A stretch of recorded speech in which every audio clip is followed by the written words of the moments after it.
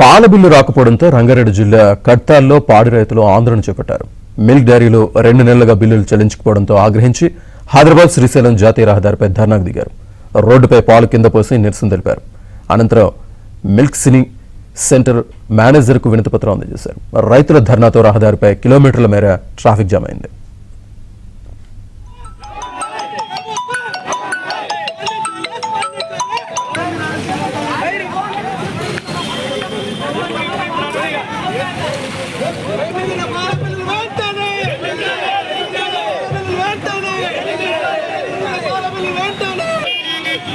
శ్రీశైలం జాతీయ రహదారిపై ధర్నాకు దిగారు.